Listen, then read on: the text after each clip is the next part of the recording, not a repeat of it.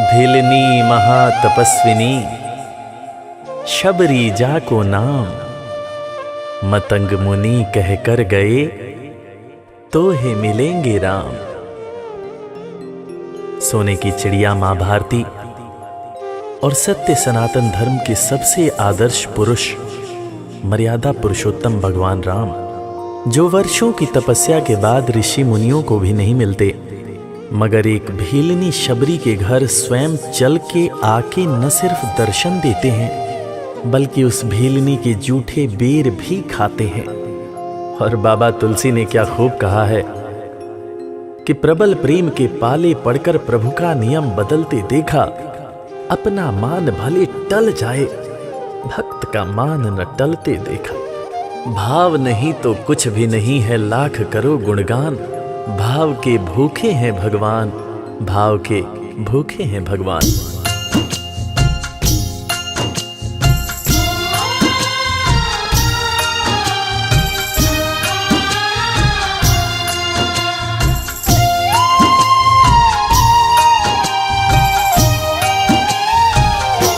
भाव के भूखे हैं भगवान, भाव के भूखे हैं भगवान, भाव के भूखे हैं भगवान, भाव के भूखे हैं भगवान। भाव नहीं तो कुछ भी नहीं है, भाव नहीं तो कुछ भी नहीं है, लाख करो गुणगान। भाव के भूखे हैं भगवान, भाव के भूखे हैं भगवान। भाव के भूखे हैं भगवान, भाव के भूखे हैं भगवान।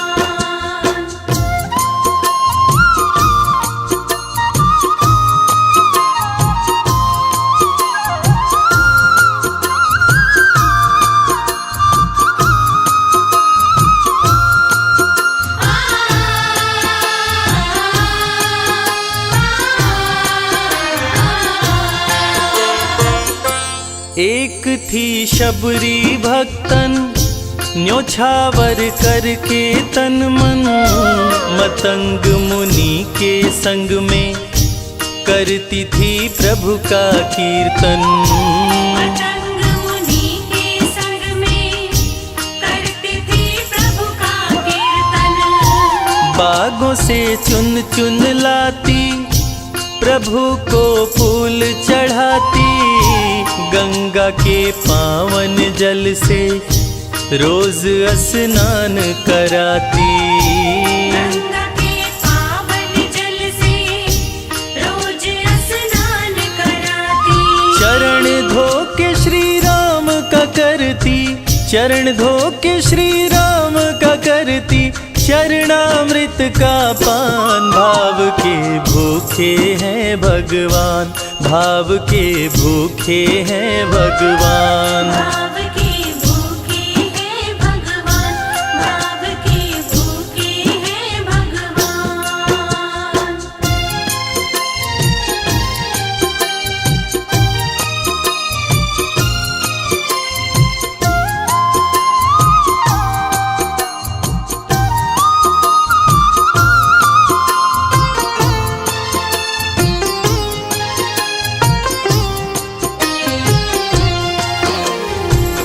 धैर्य एक ऐसा प्रसाद है जो इंसान को महान बना देता है। मतंग मुनि मां शबरी से कह गए कि शबरी तेरे दरवाजे राम जरूर आएंगे, और शबरी ने 10,000 साल तक प्रतीक्षा किया।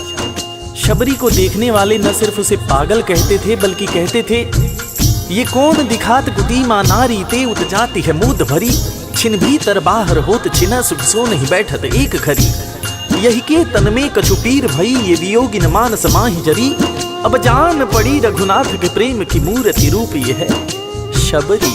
मतंग शबरी को बताए, बहु भांति समझाए, सबर कर कुछ दिन शबरी, मिलन के दिन अब आए। सबर कर कुछ दिन शबरी, मिलन के दिन अब आए। राम जी तुमसे मिलेंगे मेरी कुटिया में आकर, शबरी को धैर्य बंधा कर समाधि लिए गुरुवर। शबरी को धैर्य बंधाकर समाधि लिए गुरुवर। राम नाम में लीन हो गई, राम नाम में लीन हो गई, गुरु से पाकर ज्ञान। भाव के भूखे हैं भगवान, भाव के भूखे हैं भगवान। भाव के भूखे हैं भगवान, भाव के भूखे हैं भगवान।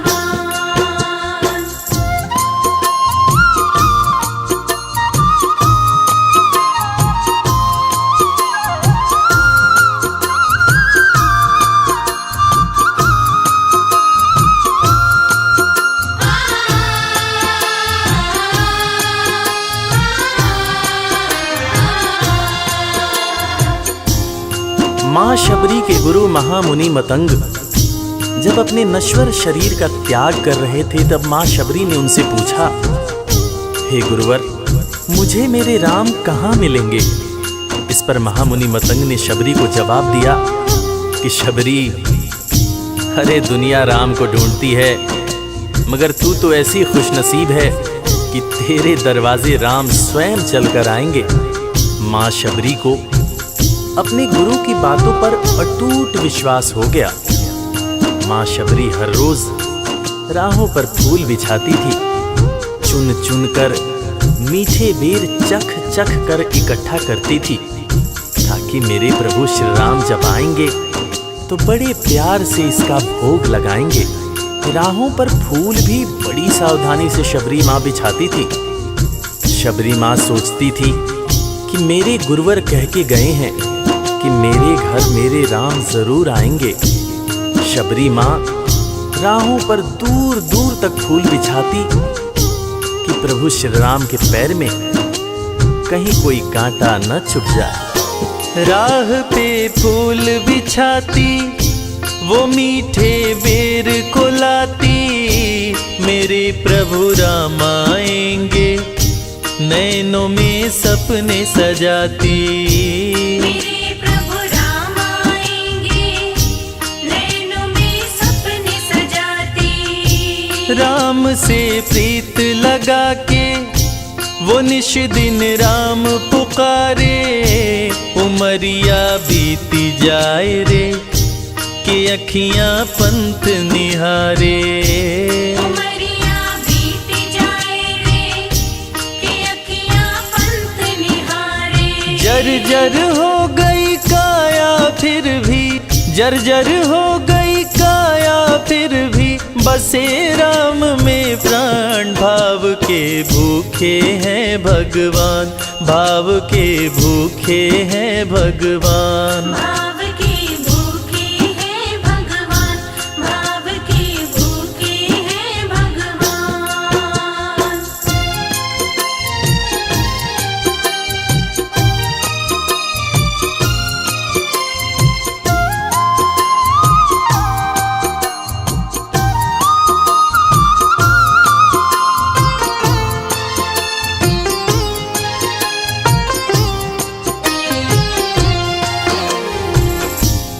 समय समय के साथ बीतता गया। माँ शबरी अब बूढ़ी हो गई। माँ शबरी की उम्र जैसे जैसे बढ़ती गई, प्रभु श्री राम के प्रति उसका प्यार और भी ज्यादा गहरा होता गया। माँ शबरी जो इस जन्म में तो भीलनी हुई थी, मगर अपने पूर्व जन्म में वो एक बहुत बड़े राजा की रानी थी। प्रयागराज, जहां पर कुंभ का मेला लगता है, एक बार वो अपने राजा के साथ उसी कुंभ के मेले को देखने पहुंची। अपने पूर्व जन्म में भी मां शबरी को प्रभु श्री राम से उतना ही ज्यादा प्यार था। उस वक्त रानी ने अपने पति से ये इच्छा जताई कि मैं बाहर जाकर संत महात्माओं के साथ भजन कीर्तन करूंगी, जिस पर उसके राजा पति ने ये कहकर मना कर दिया कि एक महारानी को इस तरह के छोटे लोगों के साथ बैठना शोभा नहीं देता। ये बात महारानी के हृदय में चुभ गई। महारानी ने गंगा के पानी में जाकर अपने प्राण त्याग दिए और ईश्वर से कहा, हे मेरे प्रभु, हे मेरे राम, इस जन्म में तो आपने मुझे बहुत खूबसूरत बनाया है, अगले जन्म में चाहे मुझे कुरूप बना देना। इस जन्म में आपने मुझे उच्च कुल में जन्म दिया है, अगले जन्म में चाहे तो मुझे भीलनी बना देना, मगर हे प्रभु, मेरा अगला जन्म जब भी हो मुझे ये सौभाग्य जरूर देना कि मैं तुम्हारे नाम को जपूं, मैं तुम्हारा नाम लूं, मुझ पर कोई बंधन न हो। वो राजकुमारी अगले जन्म में माँ शबरी बनी, वही माँ शबरी जो कुटिया में प्रभु श्री राम की राह देख रही थी। वो सुंदर आसन लगा के स्वच्छ कुटिया को सजा के राह आंचल से बुहारे प्रभु का ध्यान लगा के। राह आंचल से बुहारे प्रभु का ध्यान लगा के। और ना अब तड़पाओ राम मेरे, आ भी जाओ, दरस बिन शबरी व्याकुल, राम मेरे दरस दिखाओ। दर्श बिन शबरी व्याकुल, राम मेरे दर्श दिखाओ। दरस की आस लगी मेरे प्रभु जी, दरस की आस लगी मेरे प्रभु जी, पूर्ण करो अरमान, भाव के भूखे हैं भगवान, भाव के भूखे हैं भगवान। भाव के भूखे हैं भगवान, भाव के भूखे हैं भगवान।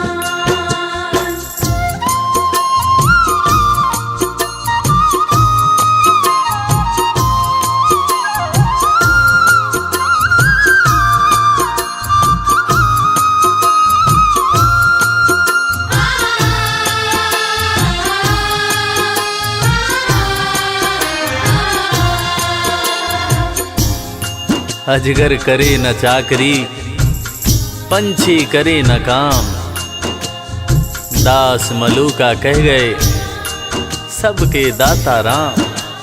और हम सबके परम पूज्य बाबा तुलसीदास ने रामचरितमानस में भी कहा है, राम से बड़ा राम का नाम। और यही काम माता शबरी दिन रात कर रही थी।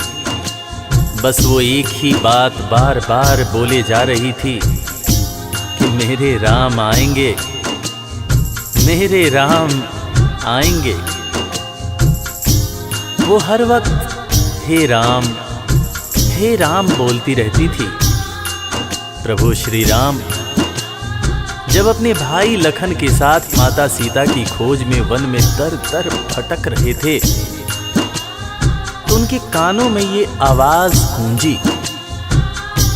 उन्होंने अपने भाई लखन से कहा, प्रिय अनुज, ध्यान से सुनो। मेरी एक माता है जो वर्षों से मेरी प्रतीक्षा कर रही है। मैं भी अपनी माता को देखने के लिए बहुत व्याकुल हो रहा हूं। चलो अनुज, माता शबरी की कुटिया में चलते हैं। प्रभु श्री राम माता शबरी की कुटिया में आते हैं। माता शबरी की नजर जब प्रभु श्री राम के ऊपर पड़ती है तो माता की आंखों से खुशियों के आंसू धारा प्रवाह बहने लगते हैं। माता शबरी रो रो के कहने लगती है, मेरे राम आप आ गए, मेरे राम आप आ गए। आंसू भरी आंखों से माँ शबरी प्रभु श्री राम और वीर लखन को देखे जा रही थी। दोनों हाथों को जोड़कर दौड़े दौड़े माँ शबरी ने प्रभु श्री राम के पैर पकड़ लिए और कहने लगी, मेरे राम, मैं तो 2 जन्मों से आपकी प्रतीक्षा कर रही थी। लोग मुझे पागल बुला रहे थे। मेरे गुरुदेव ने मुझसे कहा था कि शबरी, राम लक्ष्मण के साथ एक दिन तेरी कुटिया में जरूर आएंगे, जरूर आएंगे। राम संग लखन को आते, देखी प्रभु को मुस्काते, प्रभु के पास में आई, कुटिया से दौड़ लगाते। प्रभु के पास में आई, कुटिया से दौड़ लगाते। राम से मिलन हुआ जब, तो शबरी सुध बुध खो गई, प्रभु के पाँव पकड़ के भाव में विह्वल हो गई। प्रभु के पाँव पकड़ के भाव में विह्वल हो गई। खुशी के आंसुओं से पग धोए, खुशी के आंसुओं से पग धोए, भक्त न शबरी समान, भाव के भूखे हैं भगवान, भाव के भूखे हैं भगवान। भाव के भूखे हैं भगवान, भाव के भूखे हैं भगवान।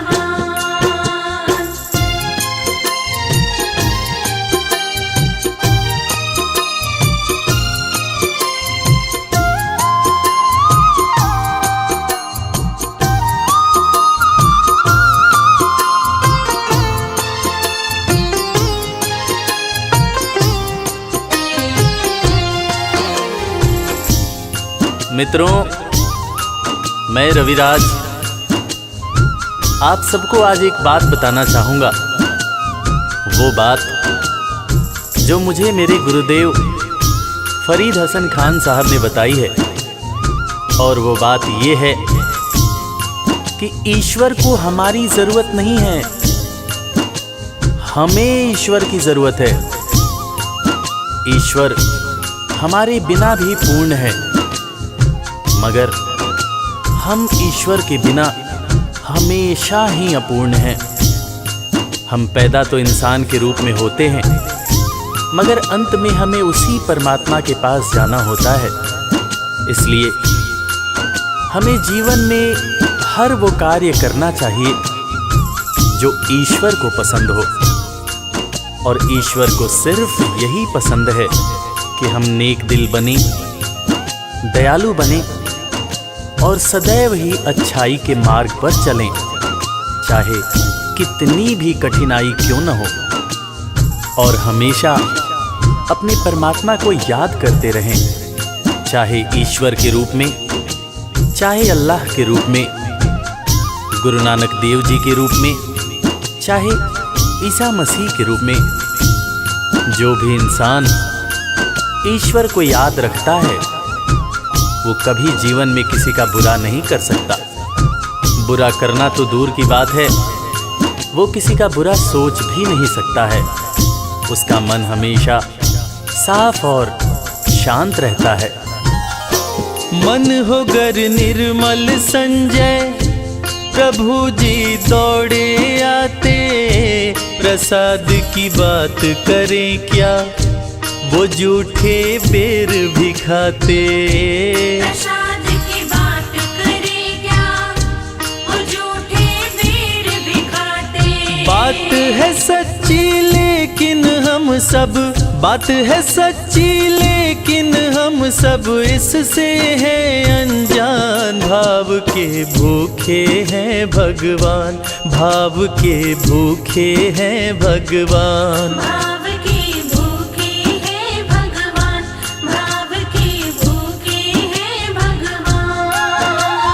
भाव नहीं तो कुछ भी नहीं है, लाख करो गुणगान। भाव के भूखे हैं भगवान। भाव के भूखे हैं भगवान, भाव के भूखे। इस कथा के लेखक पंडित संजय तिवारी जी, साउंड इंजीनियर श्री कैलाश डंडरियाल जी, मैक्स स्टूडियो दिल्ली, संगीतकार लवली शर्मा, मैं आपका अपना रविराज और वीर म्यूजिक परिवार की तरफ से आप सभी को कोटि कोटि प्रणाम करता हूँ। किसी भी त्रुटि के लिए हम क्षमा प्रार्थी हैं। बोला भक्त और भगवान की